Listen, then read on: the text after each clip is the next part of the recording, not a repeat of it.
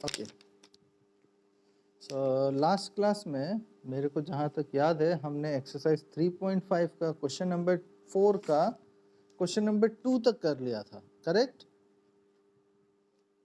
आज हम लोग क्वेश्चन नंबर 4 का 3 करेंगे, ठीक है।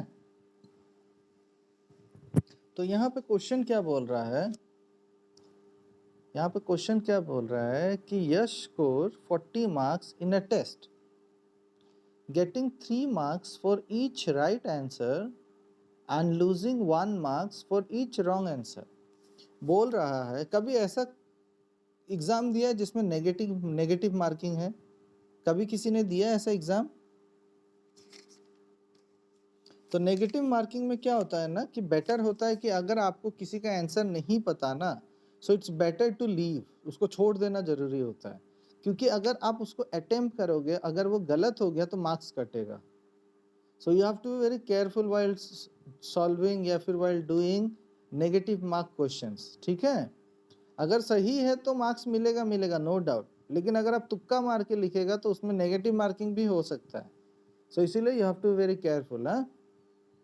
तो यहाँ पे क्या बोल रहा है कि Yash score 40 marks in a test, 40 marks उसको मिला है, getting 3 marks for each right answer. Correct answer करता है तो 3 मार्क्स मिलेगा और रॉन्ग करता है तो 1 मार्क्स कटेगा। जो चीज कटेगा, रॉन्ग जो करेगा, जो कटेगा, वो तो डेफिनेटली टोटल मार्क्स से माइनस होगा कि नहीं। जो मार्क्स उसने स्कोर किया था उसमें से माइनस होगा कि नहीं, है कि नहीं उसका। जैसे कि मान लो कि मेरे को 40 मार्क्स मिला है, तो मैंने जितना सही किया है और जितना गलत किया उसको माइनस कर दो, माइनस करने के जो भी मिलेगा वो मेरा आंसर होगा, यानी वो मेरा टोटल मार्क्स होगा कि नहीं। सो हम मान लेते हैं let the number of correct answer, लिखो let the number of correct answer, let the number of correct answer, let the number of correct answer be x, let the number of correct answer be x, and the number of incorrect answer या फिर wrong answer जो मर्जी, and the number of incorrect answer be y, ठीक है। सो उसने कितना correct answer किया है, यश ने कितना करेक्ट आंसर किया है, यश ने कितना करेक्ट आंसर किया है, कौन बताएगा। वही तो ढूंढना है, तो फिर 4 क्यों बोल रहा है। तो करेक्ट आंसर जो है वो है x, उसने x करेक्ट आंसर किया है और y इनकरेक्ट आंसर किया है। तो यहाँ पे क्या बोल रहा है, हर करेक्ट आंसर के लिए उसको 3 मार्क्स मिल रहा है। यानी मैं बोल रहा हूं इन फर्स्ट केस उसने कितना करेक्ट आंसर किया तो उसको 3 मार्क्स करके मिलेगा, यानी 3x। उसने रॉन्ग कितना किया है, y, और उसके लिए कितना मार्क्स कटेगा, 1। तो जो भी मार्क्स कटेगा वो तो माइनस होगा, यानी 1 into y is y equals to 40 marks. समझ आया, सबको को समझ आया ना। ओके, इन सेकेंड केस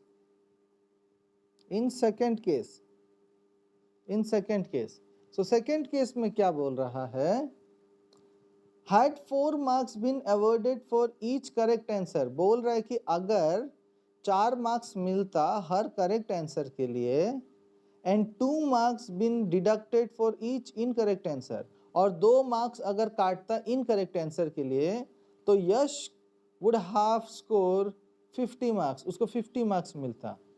यानी करेक्ट के लिए अगर 4 मार्क्स होता यानी 4x माइनस रॉन्ग के लिए 2y, तो वो हो जाता 50। समझ आया, सबको को समझ आया। अब इसमें देखो 2 कॉमन है तो मैं 2 से डिवाइड कर देता हूं, 2x minus y is equal to 25. Let it be equation 2 and let this be equation 1. ठीक है, इसको इक्वेशन 1 मान लिया, इसको इक्वेशन 2 मान लिया। अब क्या करें इसके साथ?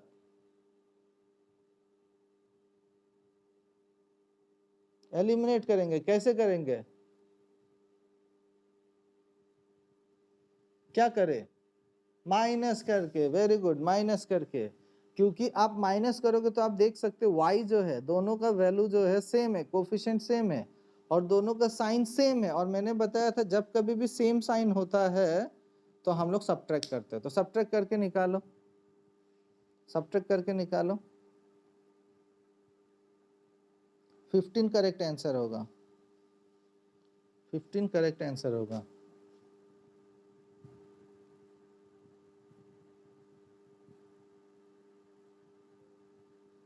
x 15 हो गया और फिर सब्स्टिट्यूट करके y निकाल लो।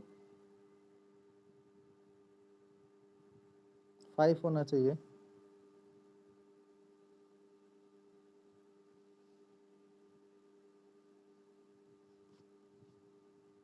सो लास्ट में लिख लो देयरफॉर शुरुआत में क्या लिखा था? नंबर ऑफ करेक्ट आंसर ना। So therefore the number of correct answer equals to 15 and incorrect equals to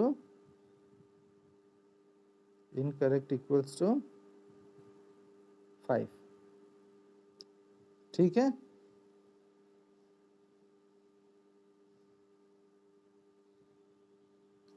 हो गया सबका?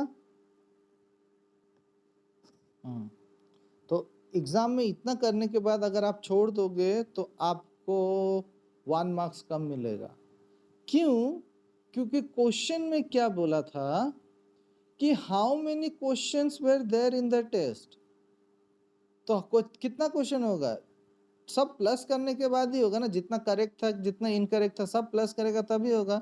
सो हम लिखेंगे therefore the total number of question, therefore the total number of question, या फिर so total number of question, या फिर hence total number of questions equals to 15 plus 5 था क्या? हाँ, तो 15 प्लस 5 यानी 20 हो गया। ओके ओके, ये क्वेश्चन नंबर 4 और क्वेश्चन नंबर 5 बहुत इंपॉर्टेंट है, मार्क करके रखो और ये अच्छा से समझने का कोशिश करना। अभी मैं दिखा रहा हूँ और जो भी मैं डायग्राम बनाऊंगा कॉपी में, आप लोग अपना कॉपी में बनाना, समझते हुए बनाना।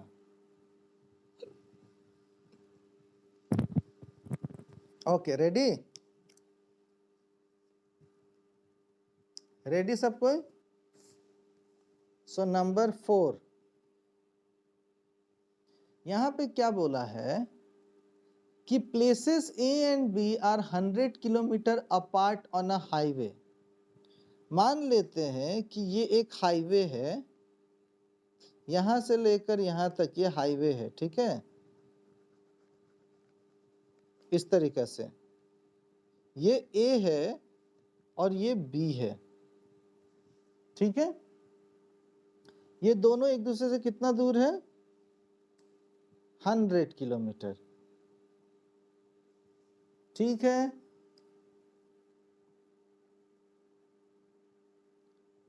अब क्या बोल रहा है, अच्छा से समझने का भी कोशिश करना।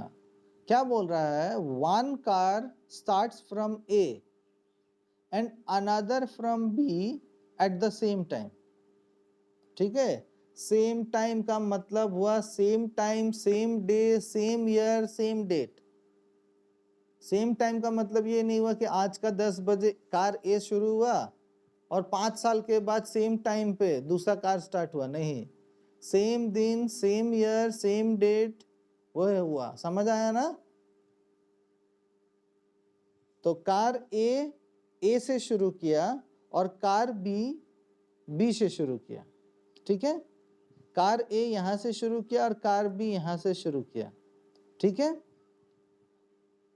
ठीक है ना? 1 car starts from A and another from B at the same time. If the cars travel in the same direction at different speed, ठीक है, अगर दोनों एक ही डायरेक्शन में मूव करता है, यानी मान लेते हैं कि ये यहां से यहां मूव कर रहा है और ये भी यहां से यहां मूव कर रहा है, तो अगर दोनों, if the car travels in the same direction at different speed, they meet in 5 hours, 5 घंटा के बाद मीट करेगा। यानी कार ए अगर यहां से शुरू करता है, ऐसा करके जाता है, तो 5 घंटा के बाद वो यहां पहुंच गया, ठीक है, यहां पहुंच गया। समझ आया? और सेम वे बी यहां से शुरू करेगा तो 5 घंटा में यहां पहुंचेगा। समझ आया? सबको को समझ आया ना? ये एक्चुअली में एक स्ट्रेट लाइन है। हाँ, मैं अलग अलग जगह में दिखा रहा हूं ताकि आप लोगों को समझ आए। वो ए जो है ये लाइन से मूव करके यहां पहुंचा, बी जो है यहां से यहां पहुंचा, यानी सेम जगह पे, ठीक है। तो दोनों 5 घंटा में पहुंचा। क्लियर है? अच्छा, ये इतना सा फिगर समझ के आप लोग क्या क्या बता सकते हो इस फिगर को देखकर? कोई मेरे को बता सकता है ये फिगर से आप लोगों को? हाँ, ए का स्पीड जो है बी से ज्यादा है, ठीक है, ओके। अब क्या बोल रहा है, ये 5 घंटा में मीट करेगा, ठीक है। अब क्या बोल रहा है, if they travel towards each other, अगर एक दूसरे के पास आता है, दे मीट इन 1 आवर, अगर दोनों एक दूसरे के पास आता है, अब दोनों एक दूसरे के पास आता है, ऐसा करके एक साथ आता है, यानी ये इस डायरेक्शन में जा रहा है और ये इस डायरेक्शन में जा रहा है, ठीक है। तो ये लोग 1 घंटा में मीट करेगा, तो मीट करेगा तो डेफिनेटली ए तो ज्यादा डिस्टेंस कवर करेगा क्योंकि उसका स्पीड ज्यादा था, है ना। तो मैं यहां तक मान लिया, मैं यहां तक मान लिया कि ये ए यहां से यहां तक पहुंचेगा 1 घंटा में और बी यहां से यहां तक पहुंचेगा 1 घंटा में, ठीक है। ठीक है, आगे बढ़ू। अच्छा, हम लोगों को क्या बोला है, what are the speeds of the two car. तो मैं मान लेता हूं, ready, let the speed of car a मान लिया उसको मैंने। हाँ, ऐसे कार ए नहीं है, मैंने ए मान लिया, ए तो पोजीशन है, तो मैंने मान लिया car A. Let the speed of car A be x kilometre per hour and the speed of car B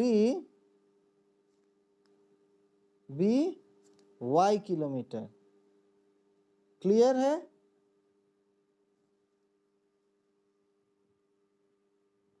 तो आगे बढ़ूं। अच्छा, मैं बोल सकता हूं यहां से लेकर यहां तक जाने में वो x लगेगा। समझ आया? ए से लेकर यहां तक पहुंचने में x लगेगा कि नहीं? क्योंकि कार ए का स्पीड x था कि नहीं? हाँ, तो अगर आप लोग x बोलोगे तो आपको 0 मिलेगा। क्यों 0 मिलेगा? क्योंकि ए से लेकर यहां तक ये तो डिस्टेंस है, यहां से लेकर यहां तक तो डिस्टेंस है। समझ आ रहा है नहीं आ रहा है? कार ए यहां से, एक मिनट, हाँ,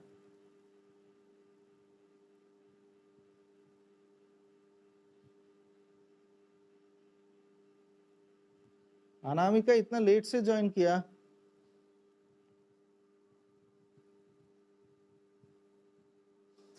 ओके, क्या बोल रहा था, हाँ, कार ए जो है यहां से शुरू करके 5 घंटा में यहां पहुंचा, तो मैंने बोला कि यहां से लेकर यहां तक वो x है, ठीक है।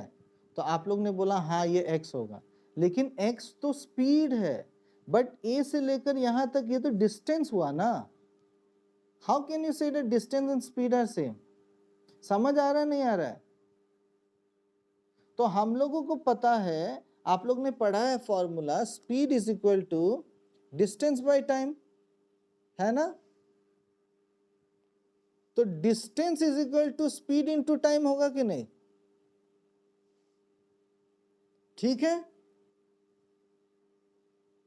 तो ये जो है स्पीड, स्पीड कितना है? कार ए जब यहां से यहां तक गया तो स्पीड x है, और टाइम कितना लिया यहां से यहां पहुंचने में? 5 आवर्स. यानी स्पीड जो है x और टाइम है 5, यानी 5x. समझ आया? सबको को समझ आया? अब वैसे ही b से जो ट्रेवल किया था यहां तक, उसका स्पीड था y, लेकिन ये स्पीड तो y है, हमको पता है यहां से यहां तक ये क्या है. So distance is equal to speed into time. Speed तो हो गया y, टाइम कितना था यहां से यहां तक जाने में? 5 आवर्स. तो ये भी हो गया 5. समझ आया कि नहीं? ओके.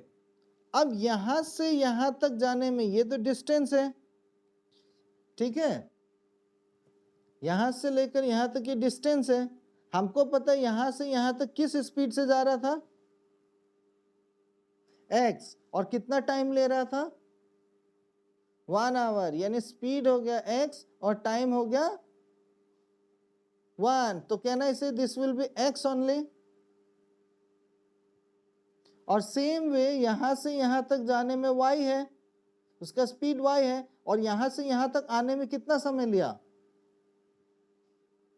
सो 1 into y, speed into time, y into 1. सो ये हो गया y. कोई डाउट? ओके.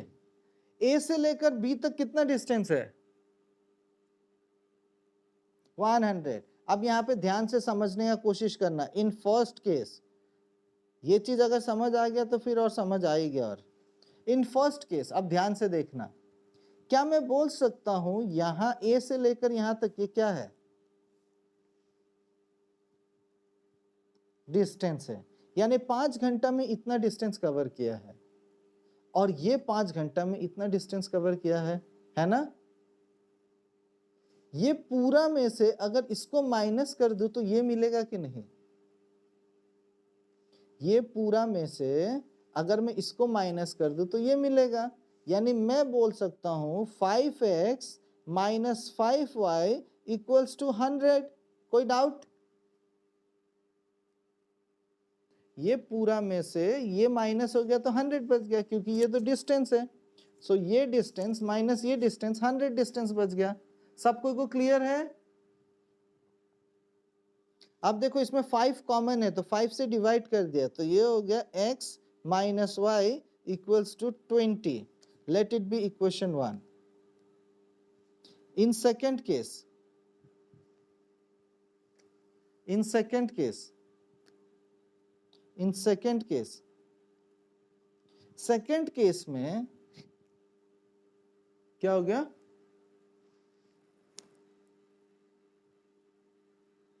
क्या बात बोलते हो, मेरा नेटवर्क तो बहुत अच्छा है.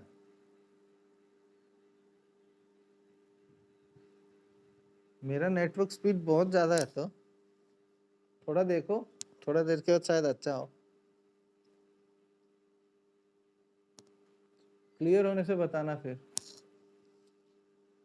बाकी लोगों का. ओके. अब देखो सेकंड केस में क्या मैं बोल सकता हूं यहां से लेकर यहां तक 1 घंटा वाला, हाँ, यहां से लेकर यहां तक जो डिस्टेंस है और यहां से लेकर यहां तक डिस्टेंस है, दोनों को प्लस करने से कितना होगा? 100 होगा. समझ आया सबको को? यहां से लेकर यहां तक जो भी डिस्टेंस है और यहां से लेकर यहां तक जो भी डिस्टेंस है, दोनों प्लस करेंगे तो ये 100 के बराबर होगा. यानी ये 100 हो गया. Late it be equation 2. अब इसको सॉल्व करो, जो करना है करो. सबने लिख लिया ना? अब इसको सॉल्व करो, 60 और 40 मिलेगा। हाँ हाँ हाँ, सॉल्व करो, 60 और 40 मिलेगा, ठीक है। मैं 1 मिनट पानी पी के आया।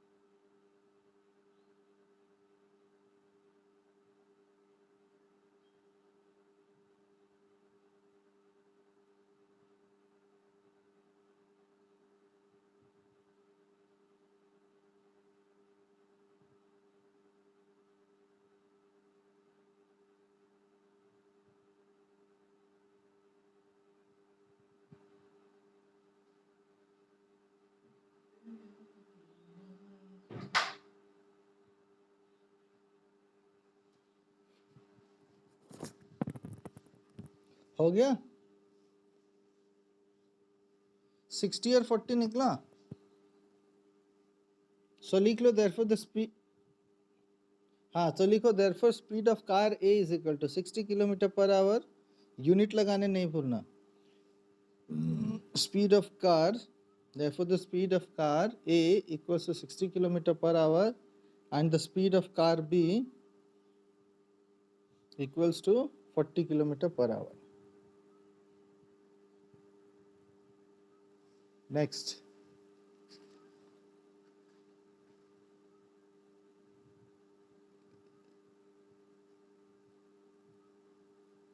आगे बढ़े।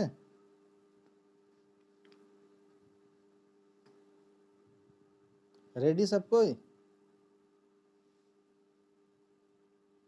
ओके, रेक्टेंगल क्या होता है पता है ना, जिसका ऑपोजिट साइड्स इक्वल होता है और हर एक एंगल 90 डिग्री होता है, ठीक है। ओके, सो यहाँ पे क्या बोल रहा है, the area of a rectangle, ये भी इंपॉर्टेंट क्वेश्चन है। हाँ, the area of a rectangle gets reduced हो जाता है बाय 9 स्क्वायर यूनिट। एरिया जो है स्क्वायर यूनिट्स में ही होता है, सो 9 यूनिट्स कम हो जाता है। कैसे कम होता है, तो चलो सबसे पहले एक काम करते हैं, हम लोग लिख लेते हैं, लिखो let the question number 5, let the original length of a rectangle be x units, ठीक है, ठीक है। और ठीक उसी तरीका से एंड द, आप लोग वर्ड में लिखना, original breadth of a rectangle B, आप लोग वर्ड्स में लिखना, मैं तो कॉमा कॉमा लगा दिया, हाँ, y यूनिट्स, ठीक है, हो गया।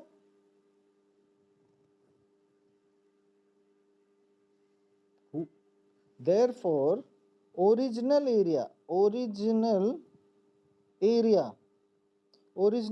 क्या होगा, x into y, length into breadth होता है ना, तो लेंथ इंटू ब्रेथ हो गया। क्लियर है, क्लियर है सब कोई को? Area of rectangle length into breath, तो x इंटू वाई कर दिया, हो गया, this is the original area. आगे बढ़ू, ओके, अब क्या बोल रहा है क्वेश्चन में, the area of a rectangle gets reduced by 9 square unit. Area जो है 9 स्क्वायर यूनिट कम हो जाता है, यानी ओरिजिनल ये था, इसमें से 9 कम हो जाता है। कब होता है? If its length is reduced by 5 units. अगर लेंथ को 5 यूनिट्स कम कर दे, ठीक है, लेंथ को अगर 5 यूनिट्स कम कर दे, and breadth is increased by 3 units, यानी in first case area of a rectangle क्या होता है? Length into breadth. तो लेंथ क्या है? बोल रहा है कि अगर लेंथ को हम लोग कम कर दे 5 यूनिट्स, यानी x माइनस 5 कर दे, ये हो गया लेंथ, यानी लेंथ कम हो गया 5 यूनिट। समझ आया? सो लेंथ हो गया x माइनस 5, ये कम हो गया, ठीक है, 5 यूनिट कम हो गया। सो लेंथ अगर कम हो जाता है and breadth is increase by 3 units, यानी ये लेंथ है इनटू, यानी ब्रैकेट ब्रेथ हो गया y प्लस 3, ये हो गया length into breadth equals to. तो क्या होता है, जब कभी भी हम लोग लेंथ को 5 यूनिट कम करते हैं और ब्रेथ को 3 यूनिट ज्यादा करते हैं, क्वेश्चन में बोला है ना, तो एरिया जो है रिड्यूस हो जाता है 9 यूनिट, यानी एक्स वाई माइनस 9। कोई डाउट? ओरिजिनल एरिया में से 9 यूनिट कम हो जाएगा। क्लियर है? ओके, अब इसको सॉल्व करते हैं। यहां तक क्लियर है तो सबको को? ओके, अगर समझ नहीं आया तो मैं दूसरा तरीका से भी कर सकता हूं। समझ आ गया है ना? ओके, सो इसको हम लोग इसको मल्टीप्लाई करेंगे। मालूम है पहला वाला दोनों से इंटू होगा और दूसरा वाला भी दोनों से, तो इसको हम लोग लिख लेते हैं x y plus 3x minus 5y minus 15 equals to x y minus 9। कोई डाउट? अब देखो ये एक्स वाई कट गया, अब जो बच गया उसको यहां लिख देते हैं 3x माइनस 5y, और ये 15 जो है वहां चला जाएगा, यानी माइनस 9 प्लस 15, यानी ये हो गया 3x minus 5y equals to 6। Let it be equation 1। Any doubt? No doubt? Okay, now in second case,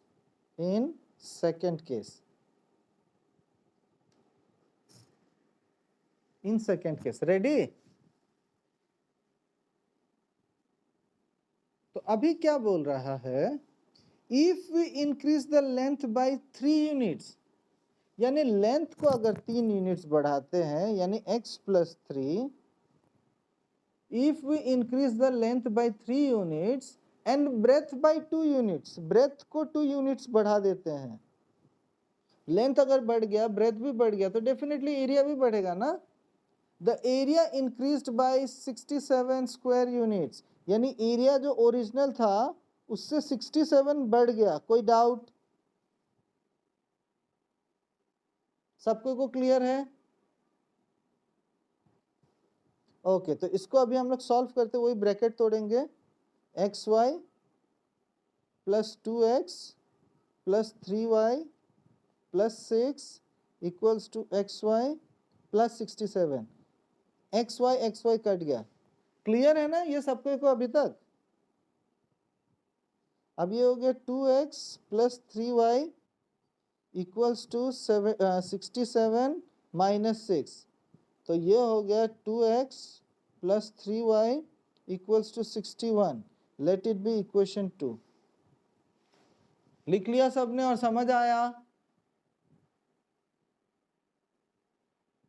यहां तक सबने लिख लिया ना?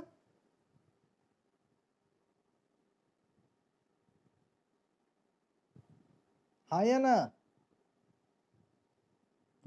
तो अब आप लोग इसको सॉल्व करो अपना मेथड से, जिससे करना है, एलिमिनेशन से या जिससे भी आपका मर्जी, सॉल्व करो।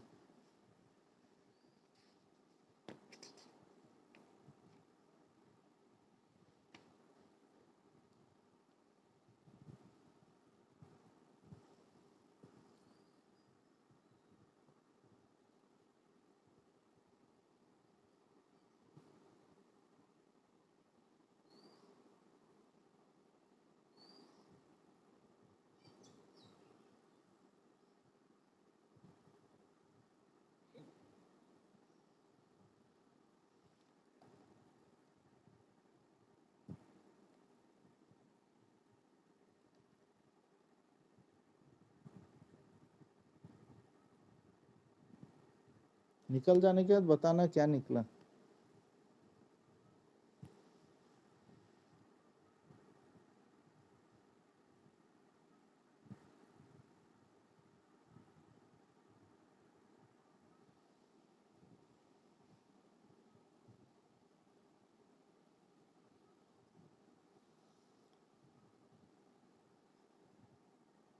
कितना?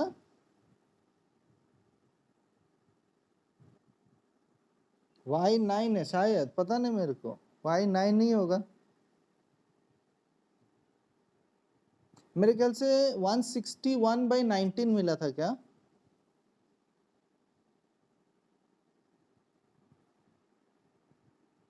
है ना? हाँ y9 आया तो अच्छा 171, ठीक है जो भी है। अब आगे करो, y9 निकल गया। अब उसको पुट करके देखो, y9 हो गया तो 40/51 17 होगा।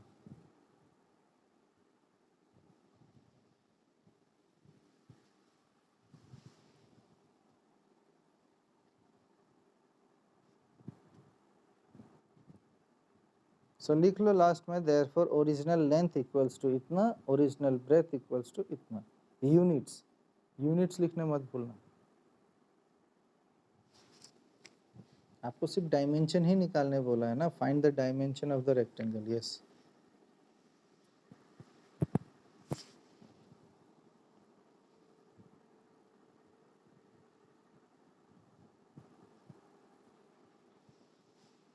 अगर हो गया है, जिसका जिसका हो गया, तो आप लोग अभी नेक्स्ट एक्सरसाइज लिखो, एक्सरसाइज 3.6।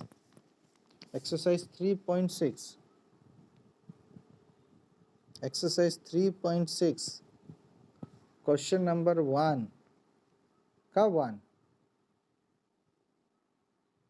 और एक चीज मैं बोलना भूल गया, एक्सरसाइज 3.6 जो है ये पूरा एक्सरसाइज इंपॉर्टेंट है एग्जाम के लिए, तो इसको मार्क करके रखो। हाँ, नहीं नहीं, ऑन मीटर बोल के दिया था क्या क्वेश्चन में? क्वेश्चन में मीटर बोल के लिखा है क्या? हाँ तो यूनिट्स बोल के लिखो, 9 यूनिट्स और 17 यूनिट्स। एक्सरसाइज 3.6 जो है एकदम इम्पॉर्टेंट है, ये मार्क करके रखो एग्जाम के लिए।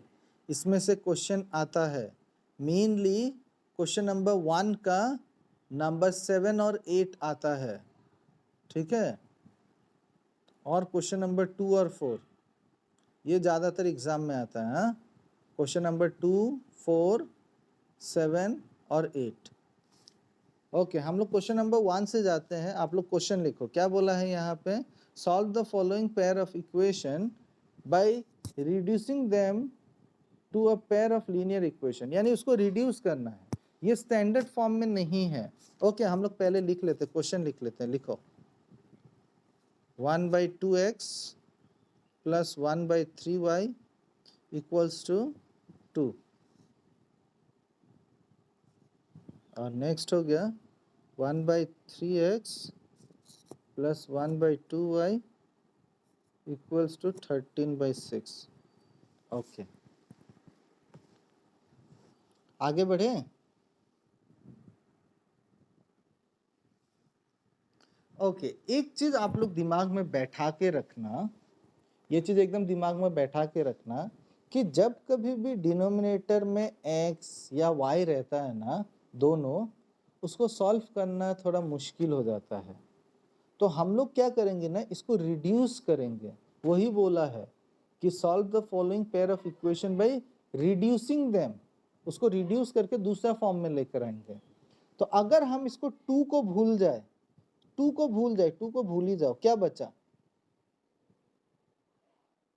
1/x, 1/x, और इसमें अगर 3 को भूल जाए तो 1/y, इसमें भी वैसे ही भूल जाओ तो, यानी ये 1/x था, ये भी 1/x है। तो हम मान लेते हैं, यहाँ पे लिख देता हूँ, मैं पेज थोड़ा बचा रहा हूँ, let 1/x is equal to u मान लिया मैंने, ठीक है, कोई एक चीज मान लिया मैंने u, और दूसरा and and 1/y equals to v मान लिया मैंने। आप लोग ए बी भी ले सकता है, ए ले सकता है, बी ले सकता है, पी ले सकता है, क्यू ले सकता है, आप लोगों का मर्जी, जो लेना है लो। मैंने यू और वी लिया, ठीक है। ओके, अगर मैंने 1/x को अगर u लिया तो अब ध्यान से देखना, ये 1/2x यहाँ पे देखना अच्छा से, 1/2x को क्या मैं लिख सकता हूँ 1/2 इंटू 1/x। सो 1/2 इंटू 1/x हो सकता है ना, ऐसे ऊपर ऊपर इंटू होगा, नीचे नीचे, यानी 1/2x हुआ ना। अच्छा, 1/x का मतलब तो u है, तो इसके जगह में मैं u लिख सकता हूँ। अब ये 1 इंटू यू तो u हो गया, u/2 हुआ कि नहीं, यानी इसको क्या मैं लिख सकता हूँ u/2। समझ आया? समझ आया ना, इसको u/2 लिख सकता हूँ, प्लस ठीक उसी तरीके से इसको क्या लिख सकता हूँ v/3। क्लियर हुआ सबको को, इक्वल्स टू 2। और वैसे ही इसको भी हम लोग लिख सकते हैं u/3 plus v/2 equals to 13/6। Any problem? किसी को ऐसा जिसको समझ नहीं आया हो? देखो इसको, देखो ये हमने 1/y को क्या माना है, v माना है ना, तो v माना है वो तो ऊपर में है ना, 3 तो नीचे में है, इसीलिए वो v/3 हुआ, ये रहा v/3। वैसे ही बाकी जगह में भी 1/x जो है उसको हमने u माना है, 3 तो नीचे है, सो ये हो गया u/3। क्लियर है ना? अब देखो, मैंने आप लोगों को पहले भी सिखाया था कि डिनोमिनेटर में अगर कोई भी नंबर ना रहे ना तो ज्यादा आसान होता है सॉल्व करने के लिए। तो हम क्या करेंगे, इसका एलसीएम ले लेंगे। इसका एलसीएम क्या होगा, तो 6 से हर एक टर्म को मल्टीप्लाई करेंगे, पहला इक्वेशन का। तो 6 से मल्टीप्लाई किया तो ये हो गया 3u प्लस, नेक्स्ट क्या होगा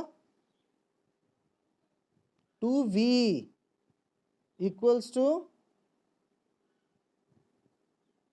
12।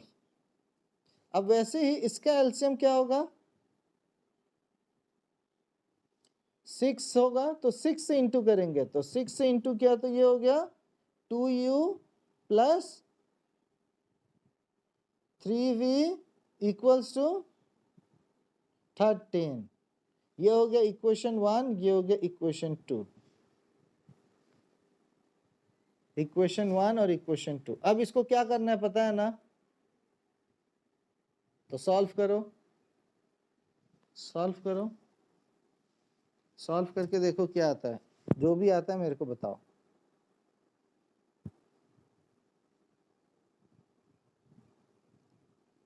2 3 ऐसे ही कुछ आएगा, या फिर 1 2 ऐसा कुछ आना चाहिए, मतलब 1/2 ऐसा कुछ।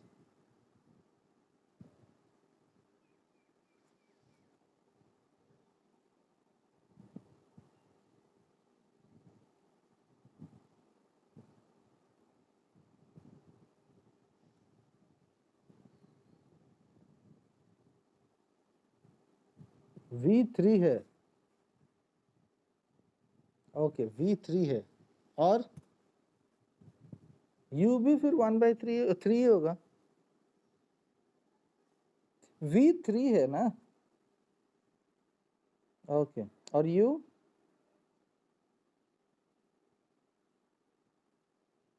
2 होगा, हाँ।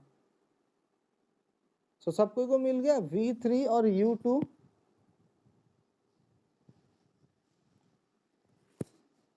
ओके, अब देखो हमको u और v निकालना नहीं था।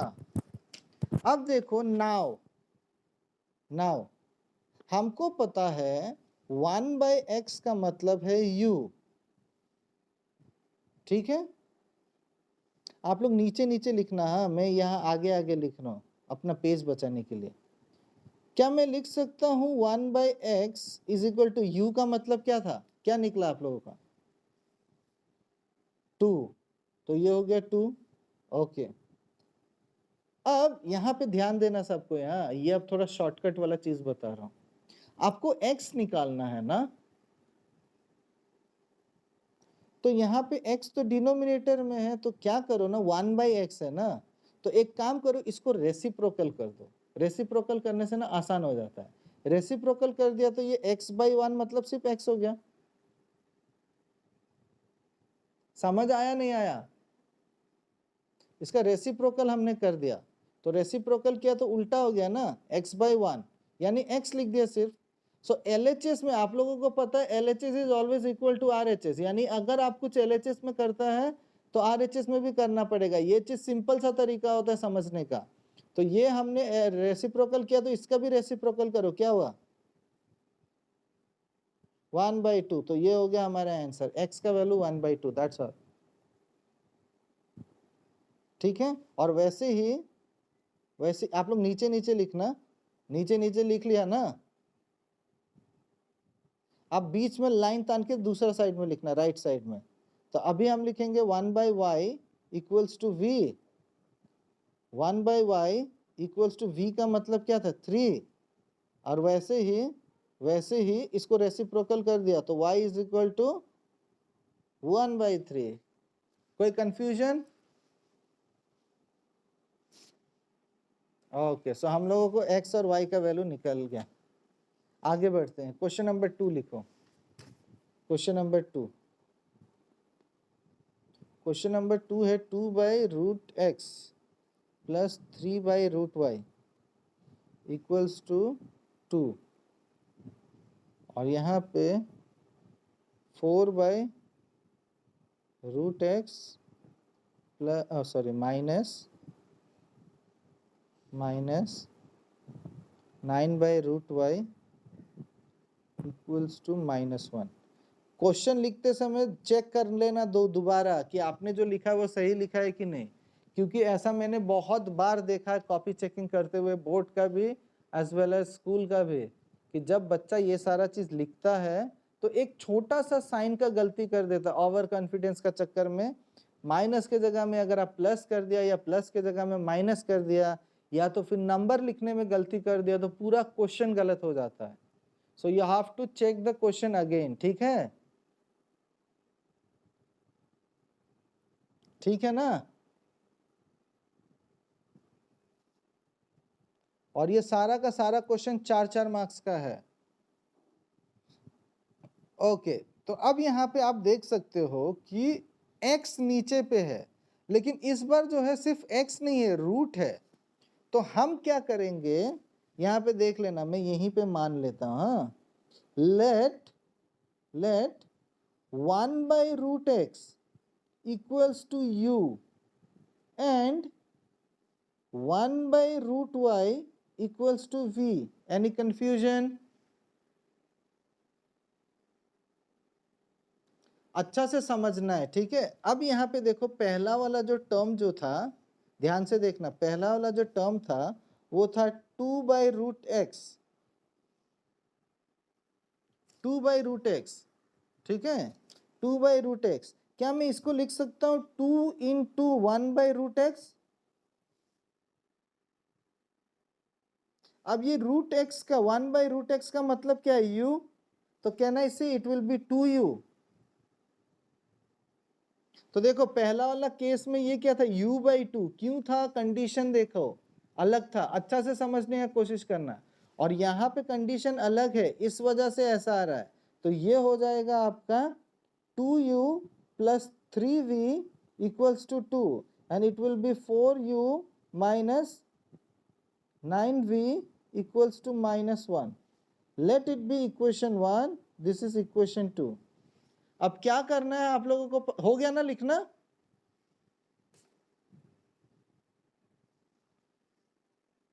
लिखना हो गया?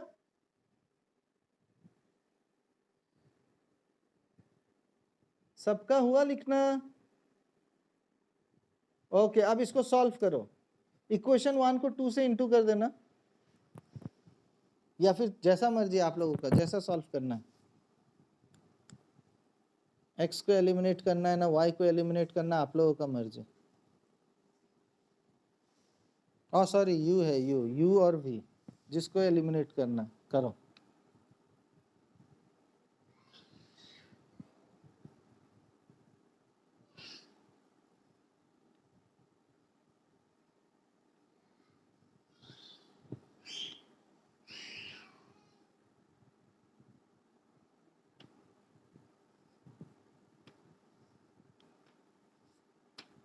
आज हमने जो भी क्वेश्चन किया है वो सारा आप लोगों का होमवर्क होगा 2-2 बार, ठीक है, और शाम का 7 बजे से पहले भेजना है। क्लियर है?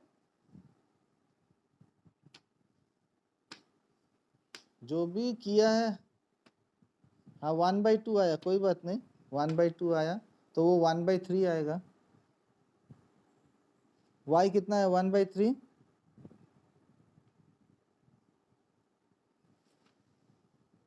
ओके, तो आगे बढ़ते, सब कोई का निकल गया ना? निकल गया ना? तो अभी हम लोग लिखेंगे नाउ 1/√x इक्वल्स टू कितना है बोला? u, और फिर से 1/√x का वैल्यू कितना है? u का वैल्यू कितना है? 1/2। अब इसको मैं लिख सकता, दोनों को रेसिप्रोकल कर दो, तो इसको रेसिप्रोकल कर दिया तो हो गया √x इक्वल्स टू 2। ठीक है। अच्छा, लेकिन हमको तो √x का वैल्यू नहीं निकालना है, x का वैल्यू निकालना है। तो हम क्या करेंगे? स्क्वायर कर देंगे बोथ साइड। तो स्क्वायर कर दिया तो ये हो गया x और ये हो गया 4। कोई डाउट? सो हो गया। और ठीक उसी तरीका से 1/√y equals to v, 1/√y equals to 1/3, और ये हो गया √y equals to 3, and square कर दिया तो y is equal to 9। Clear है?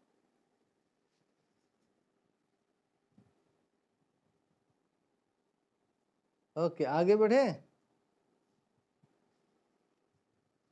ये अगर हो गया तो ठीक है, आगे बढ़ते हैं। देख लो, अगर किसी का नहीं हुआ है तो लिखो, अगर सबका हो गया तो बोलो।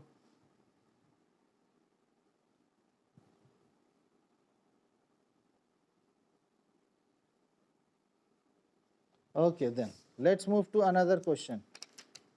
नंबर 3 लिखो, नंबर 3।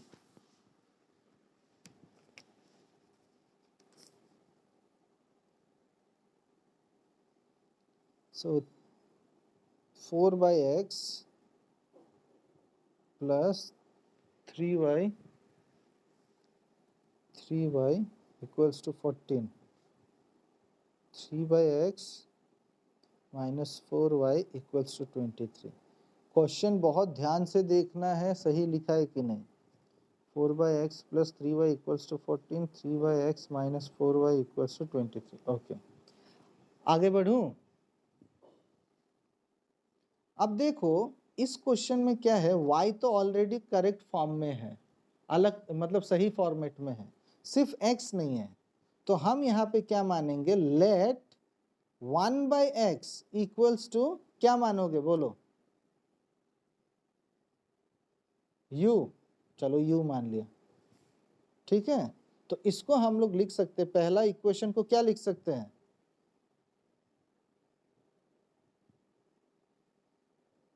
देखो 4u, समझ आया ना सब कोई को? तो ये हो गया 4u plus 3y equals to 14, और ये हो जाएगा 3u minus 4y equals to 23। Let it be equation 1, this is equation 2। आप लोगों को पता है क्या करना है इसको, है ना? सो इक्वेशन 1 को हम लोग इंटू करेंगे 3 से, और इक्वेशन 2 को इंटू करेंगे 4 से। सो इसको 3 से इंटू किया तो ये हो गया 12u plus 9y equals to 3 से किया तो 42। जल्दबाजी का चक्कर में गलत नहीं करना है। 12u minus 16y equals to 4 से 26 46 98 होगा ना, 92 होगा, है ना। ओके, अब देखो ये दोनों को हम लोग माइनस कर देंगे, माइनस माइनस ये, तो ये तो कट गया, ये हो गया 25 y इक्वल्स टू ये हो गया, माइनस करेंगे तो माइनस रहेगा और 50 बच गया, तो y इज इक्वल टू -2। सबका निकला y इज इक्वल टू -2।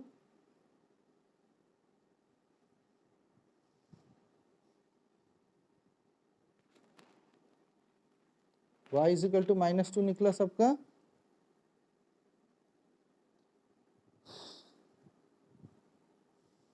अरे हाँ या ना, निकाल तो दिया ही मैंने।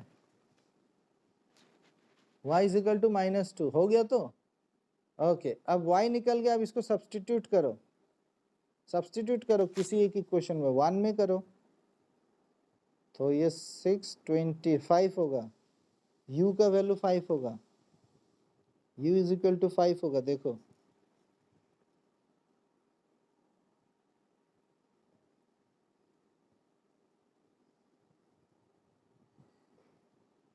u का वैल्यू 5 निकला। और सॉरी 5 कैसे निकलेगा, हाँ नहीं 5 ही तो नहीं, हाँ 5 निकलेगा, हो गया। आगे बढ़े, आगे बढ़े। ओके, y तो ऑलरेडी करेक्ट फॉर्म में है, वो तो मिल गया। u को अभी लिखेंगे, तो यहाँ पे मैं लिख रहा हूँ, थोड़ा पेज बचा रहा हूँ। Now 1/x equals to u, 1/x is equal to u का मतलब कितना है 5। अब इसको क्या लिखे, x इज इक्वल टू 1/5, तो निकल गया x का वैल्यू 1/5 होगा, y का वैल्यू -2 होगा, दैट्स ऑल। क्लियर है। ओके, फिर मैं स्टॉप कर रहा हूँ रिकॉर्डिंग।